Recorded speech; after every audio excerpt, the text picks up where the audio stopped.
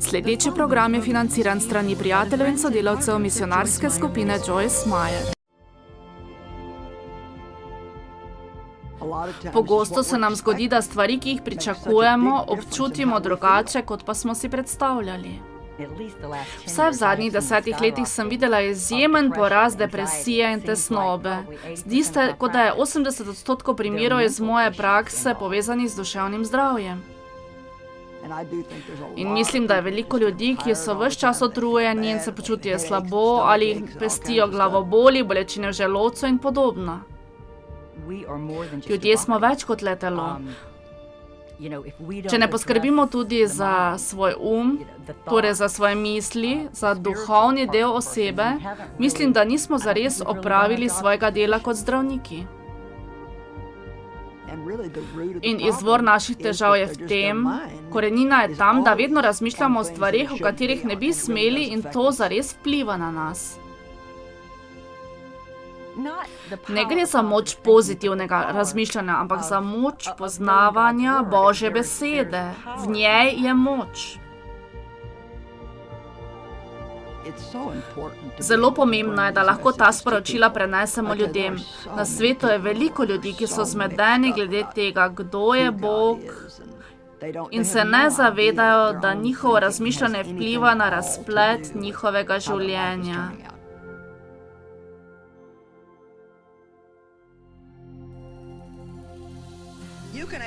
Z določenim načinom razmišljanja lahko svojemu življenju dodaš novo moč ali pa sam sebe oslabiš.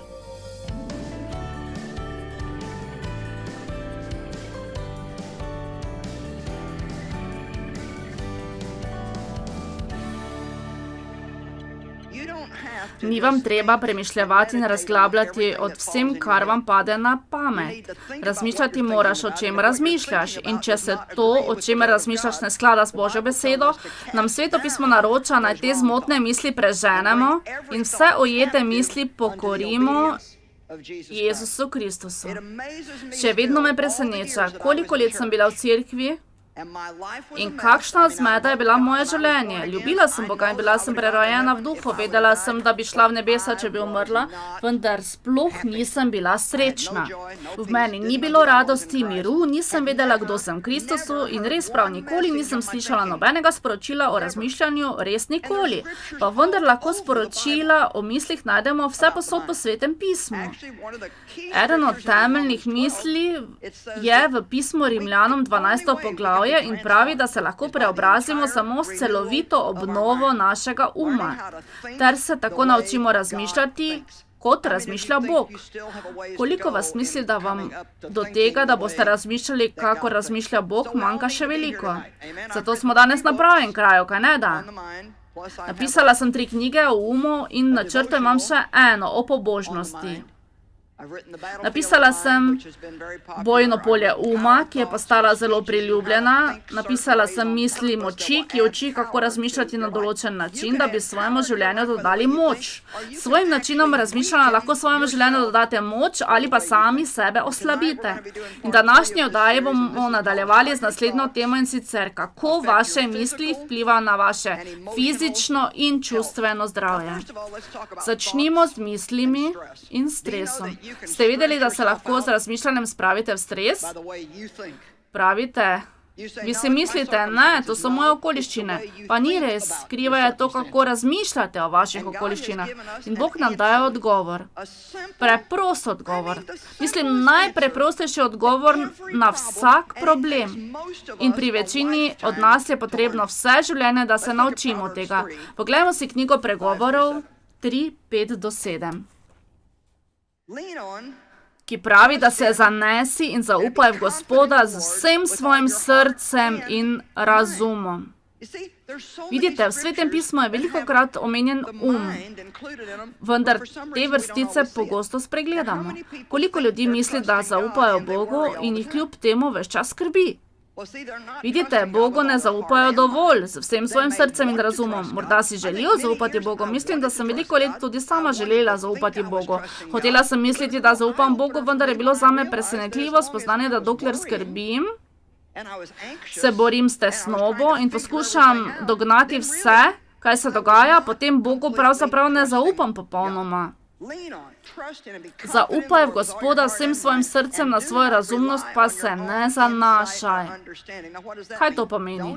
Da ne posedaj okrog in ne razmišljaj ves čas samo o svojih težavah, se vrteti v krogu in ugotoviti, kaj se dogaja in kaj bi moral storiti.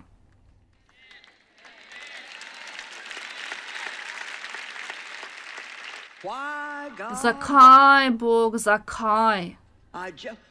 Kdaj, Bog, kdaj? Mislim, ne razumem, Bog, zakaj se mi to dogaja.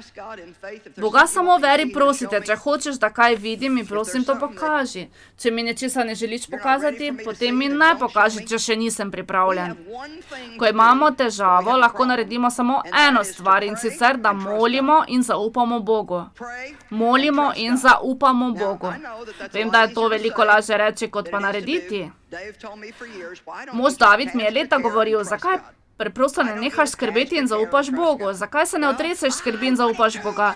Hotela sem, vendar nisem mogla, ker nisem zares razumela tega, kar vas učim danes. Za nekatere je to lažje kot za druge, vendar je za večino od nas precej velik izziv. In Sveto pismo na to pravi, da če se bomo zanašali na Boga in zaupali vanj vsem svojim srcem in umom in se ne bomo zanašali na svojo razumnost in vedenje, ter ga bomo priznavali v vseh pogledih, nas bo On vodil in uravnaval naše steze. Obožujem naslednji citat. Ne imej sam sebe za modrega. Zelo mi je všeč. Nismo dovolj pametni, da bi sami vodili svoje življenje. Saj vas ne poskušamo žaliti, vendar nismo. Jaz nisem dovolj modra, da bi lahko vodila to duhovno srečanje. Pred nedavnim sem spoznala, kot pravi Sveto pismo, da Bog vse v vesolju nosi z besedo svoje moči. Razmislite o tem.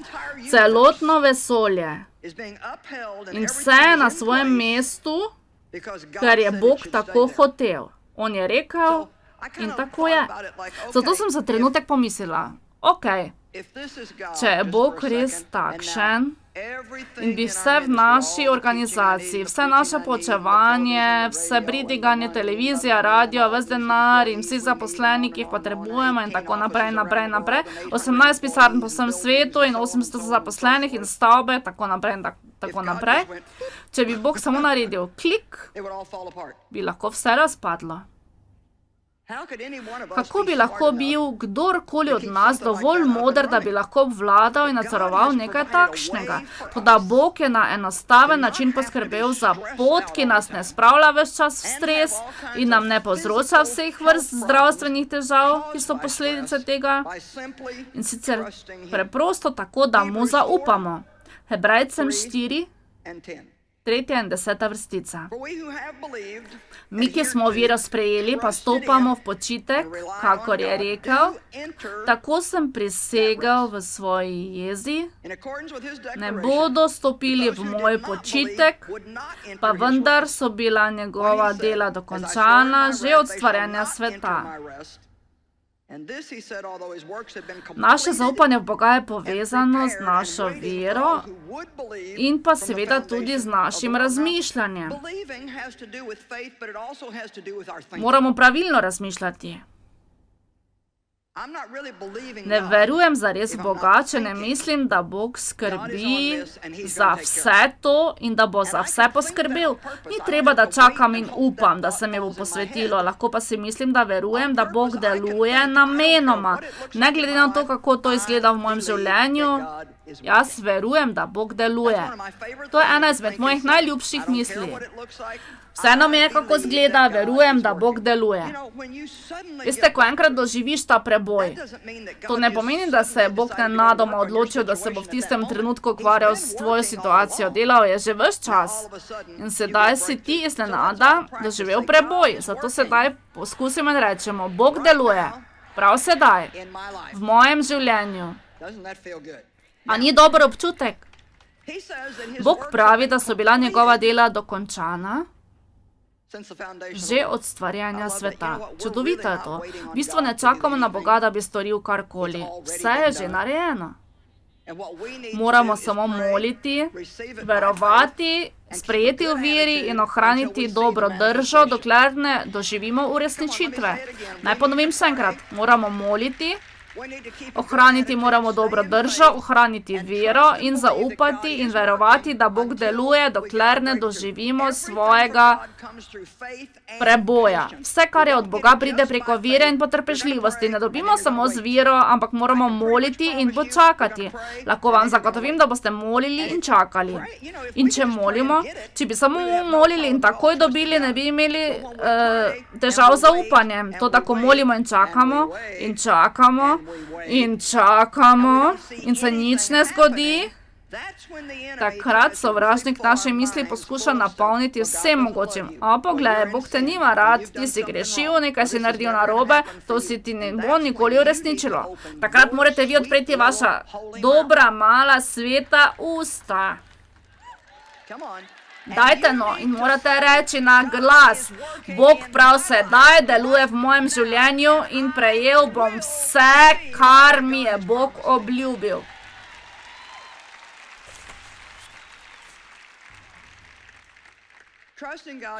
Zaupanjem v Boga boste vstopili v njegov počitek. Toda počitek ne pomeni prenehanja dela. Je počitek takrat, ko delate. Nekdo mi je nekoč rekel, kadar delate, izgledate tako sproščeni, ko nas poučujete. No, saj sem, ker ja v bistvu delam, vendar med delom počivam v Bogu. Zaupamo za vsako besedo, ki bo prišla iz mojih ust. Seveda sem se prej pripravila, trdo sem študirala in velikokrat sem ponovila vse te stvari, vendar iskreno povem, ne vem, kaj bo naslednje, kar bo prišlo iz mojih ust. Zato zaupam Bogu, verujem vanj, zaupam Bogu za uslugo, zaupam mu, da bodo ljudje prišli, Bogu zaupam za odrešenje, zaupam mu, da mi bo ponudil dobre stvari.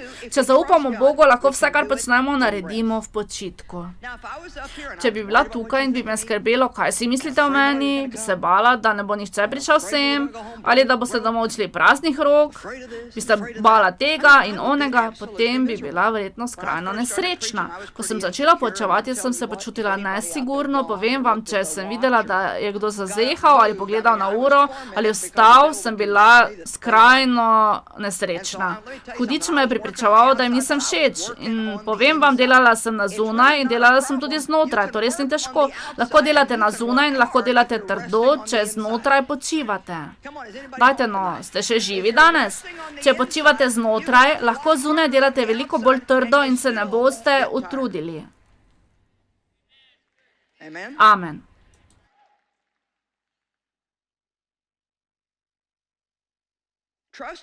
Zaupajte Bogu.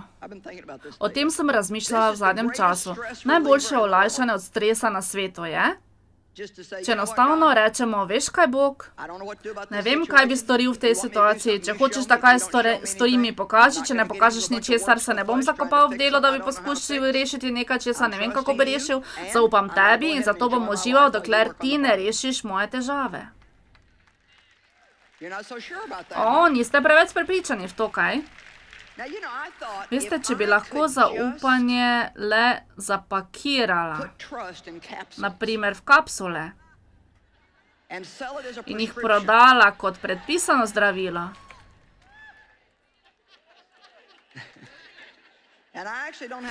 Tega še sicer nimam pripravljenega, vendar delam na pripravi steklenic, polnih teh tablet, ki bi zaduščale, naprimer za pol življenja. In na receptu bi pisalo, jemljite po potrebi. S tem zdravilom se ne morete predozirati. Stranski učinki so sreča, mir in pravičnost.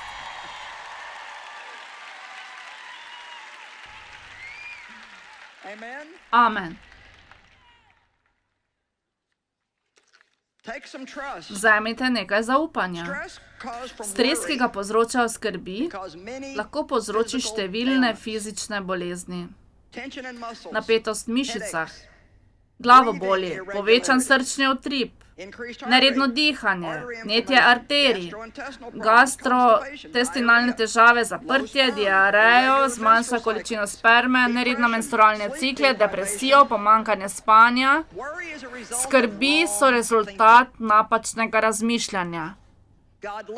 Bog vas ljubi. On je poznal vaše težave, preden ste jih vi sploh imeli. Morda si bil ti presenečen, vendar Bog ni bil presenečen. In Bog že ima načrt za tvoj izhod iz težav in tvojo odrešitev in vse, kar moraš narediti, je, da odkorakaš ven in počakaš nanj. In danes vam poskušam to razložiti, da boste razumeli, da vam ni treba narediti napak, kot sem jih jaz. Ni treba, da ste nesrečni ves čas procesa, ko čakate in srečni le samo, ko doživite preboj. To je neumno, kajti takoj, ko boste dobili, kar hočete sedaj, ne bo dolgo, ko se bo pojavilo nekaj drugega in boste potem že znova v tem procesu od začetka do konca. A vam govorim po resnici? In veste kaj? Naše potovanje z Bogom te zares spremeni, če ostaneš z njim dovolj dolgo. Ena od prednosti, ki jo sčasoma začnete prejemati, je, da se naučiš, kako nekoristno skrbeti za neke stvari, na katere sploh ne moreš vplivati.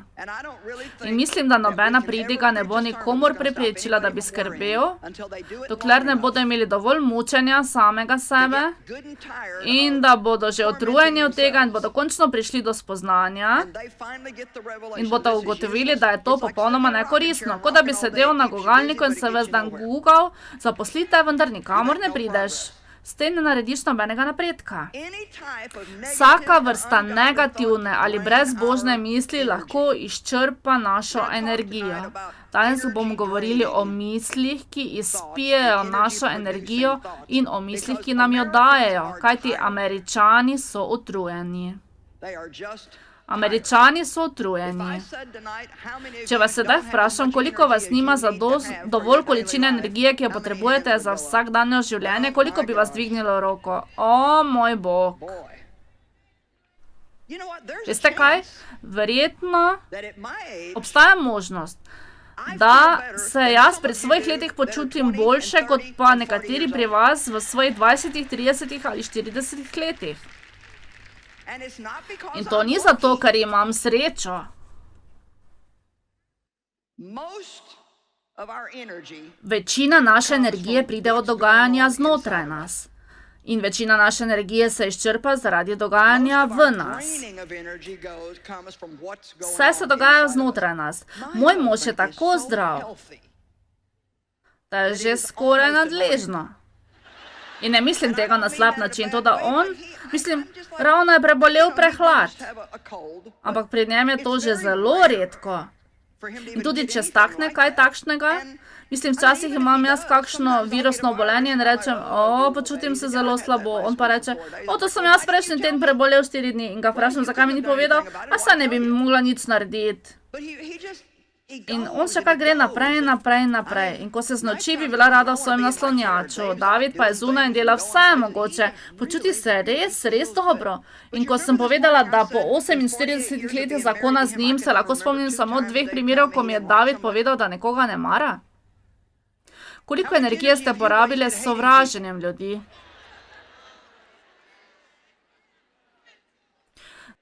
Dajte, koliko energije ste porabili za to, da ste bili jezni? Koliko svoje energije ste porabili, da ste bili ljubosumni? Koliko dni ste bili ves dan utrujeni, ker noč predtem niste mogli spati, ker ste šli spati jezni na nekoga in tisti nekdo, na katerega ste bili jezni, je bil v postelji zraven vas.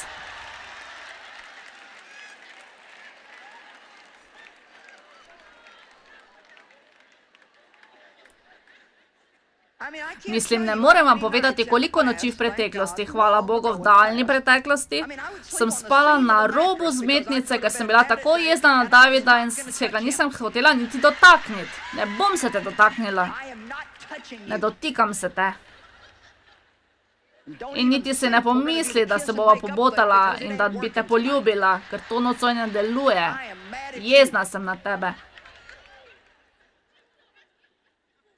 In koliko noči sem tako preležala v mrazu in tako me je zeblo, ker je on imel celo odejo in jaz nisem hotela niti prositi za delček odeje. Za nič te ne mislim prositi.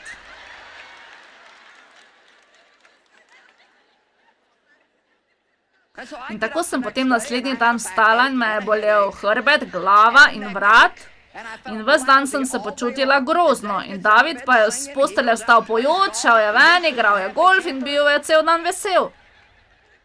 Veste, potrebovala sem veliko leta, sem spoznala, da je to neumno na kvadrat. Mislim, koliko od vas misli, da obstaja nekaj neumnega in nekaj neumnega na kvadrat?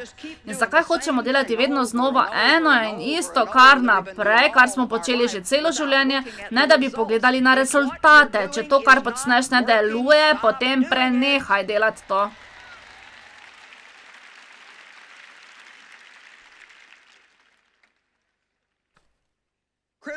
Kritične misli o ljudeh lahko poberejo našo energijo. Pretirano razmišljanje lahko izpije našo energijo. Bog mi je nekoč povedal, tvoja težava je, da preprosto preveč razmišljaš. Dvom, ljubosumje, zagrenjenost, zamrljivost, sovražne misli. Če bi radi imeli več energije, izboljšajte svoje razmišljanje. Ne pravim, da je vse samo v mislih, seveda lahko s tabo kaj fizično narobe, o drugih možnostih bomo govorili kasneje. Morda se ne prehranjujete pravilno, se ves čas počutite slabo, vendar večino stvari. Mislim, da lahko mirno rečem, da lahko vse drugo delaš prav, tudi če boš znotraj sebe poln vseh slabih, zagrenjenih, sovražnih in zlobnih misli, lahko storiš ne vem kaj vse, pa se boš še vedno počutil slabo. Amen. Janezov evangelij 14:27. Se ne morem pomagati. Če pa je toliko ljudi, ki me jezijo in imam toliko težav, in če bi ti imela moje težave, ne bi stala tam gori na odru in mi govorila, naj bom srečna. Vi ne veste, kakšne težave imam. Vi nič ne veste, samo zato, ker sem tukaj in počnem to, kar počnem, še ne pomeni, da se mi dogaja vse sorte v življenju.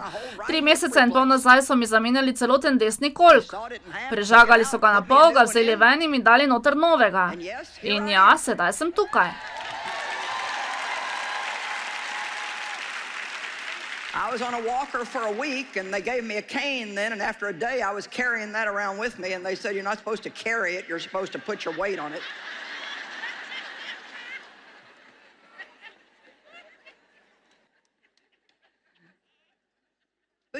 Hojico in dali so mi bergle in po kakšnem dnevu, ko sem jih nosila naokrog sabo, so mi rekli, morali bi prenašati težo tvojega telesa, ne pa da jih nosiš okrog.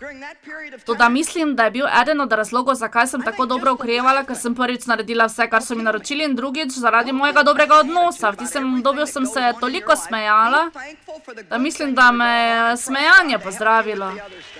Ne imejte slabega odnosa do vsega, kar se vam dogaja v življenju. Bodite hvaležni za dobre stvari, ki se dogajajo, in zaupajte Bogu, da vam bo pomagal z vsem ostalim. Mir vam zapuščam. Janez 14:27. Svoj mir vam dajem. Ko vam nekdo nekaj zapusti, pomeni, da vam je v svoji oporoki nekaj podaril. Jezus je dejal, glejte, ena od stvari, ki vam jo zapuščam v svoji oporoki, je moj mir. Ne dajem vam ga, kot ga daje svet. Vaše srce naj se ne vznemirja in ne plaši. Ne bodite vznemirjeni in razburjeni in ne dovolite si, da bi bili boječi, zastrašeni, strahopetni in neprestano vznemirjeni. Imamo odgovornost. Bog pravi, poglej, dajem ti svoj mir. Če je v tvojem življenju Kristus, potem v tebi živi Sveti Duh. V tebi živijo tudi vsi darovi Svetega Duha. Ljubezen, radost, mir. Sedaj pa vsi recite, imam mir.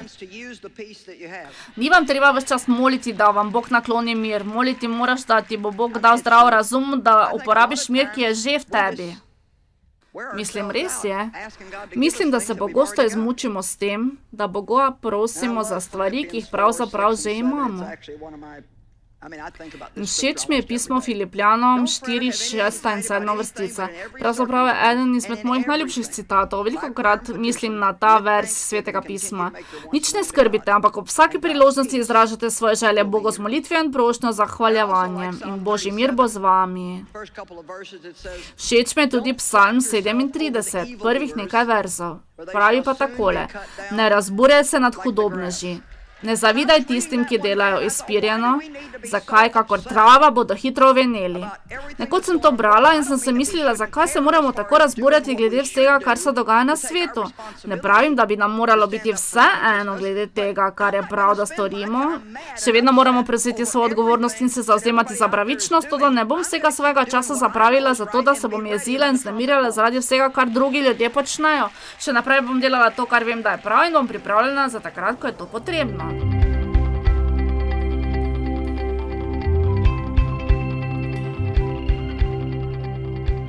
Predvajana oddaja je bila plačana s strani prijateljev in sodelavcev misionarske skupine Joyce Meyer.